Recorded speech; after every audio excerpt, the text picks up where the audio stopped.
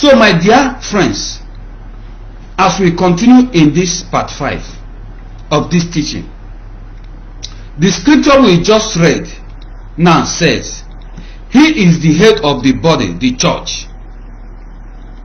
What does scripture mean when it says the head of the body,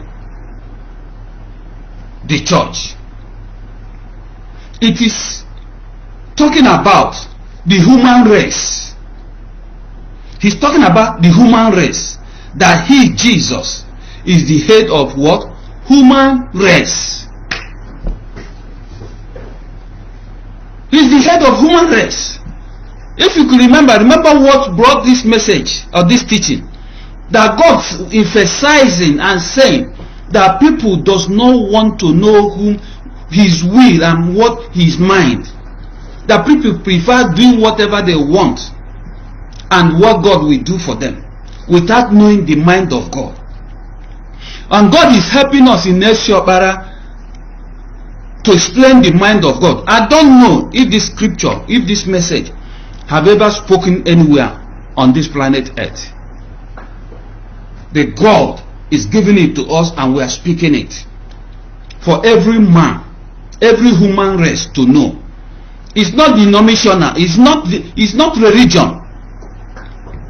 We are not talking to a particular religion, we are talking to human race. That's what God came for, and that's what God is after. Human race. So what does the scripture says, which you have said? It's talking about what? The human race. That him, Jesus, is the what? The head of human race. Also, who is the beginning? The firstborn from the dead, that in all things he might have the what? Preeminence.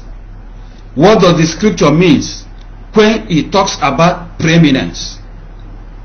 It is simple letting us to know that Jesus is the fact of surpassing all others, or superiority to every others, even in death. Preeminence is simply telling us, it is simply letting us to know that Jesus Christ is the fact of surpassing all others, or superiority to every others, even in death. Even in death.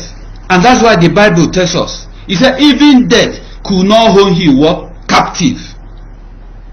Even death could not hold him what? Captive.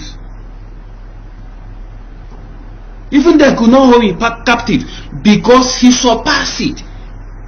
He is the superior to all that. Nothing can hold him captive. He's God in the nature of man. Nothing.